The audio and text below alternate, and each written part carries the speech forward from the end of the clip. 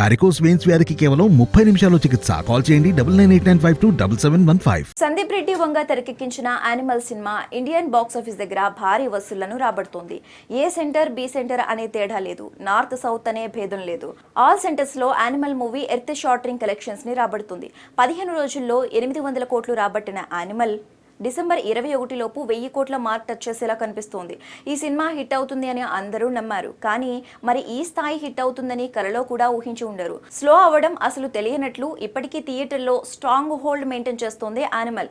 ఇదిలా ఉంటే animal climax లో సీక్వెల్ గా యానిమల్ పార్క్ అనౌన్స్ చేసిన సంగతి తెలిసిందే. పోస్ట్ క్రెడిట్స్ లో వచ్చిన యానిమల్ పార్క్ గ్లింప్స్ ఆడియన్స్ కి గూస్ బంప్స్ తెప్పించింది. రణబీర్ ని మరింత వైల్డ్ గా ప్రెజెంట్ చేశాడు సందీప్ రెడ్డి వంగ.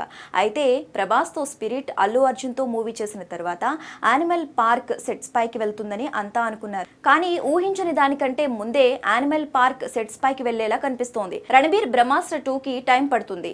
ప్రభాస్ కమిట్మెంట్స్ కంప్లీట్ అవ్వడానికి కూడా టైం పడుతుంది. ఈ గ్యాప్ లో యానిమల్ పార్క్ సినిమాని కంప్లీట్ చేయడానికి సందీప్ రెడ్డి వంగ రెడీ అవుతున్నాడని బాలీవుడ్ వర్గాల సమాచారం. ఇదే నిజమైతే ఇండియన్ బాక్స్ ఆఫీస్ ముందుకి ఇప్పటి వరకు చూడనంత మోస్ట్ హైప్డ్ మూవీ రాబోతుందని చెప్పాలి. రణబీర్ వర్సెస్ రణబీర్ వార్గా సీక్వెల్ రూపొందనుంది.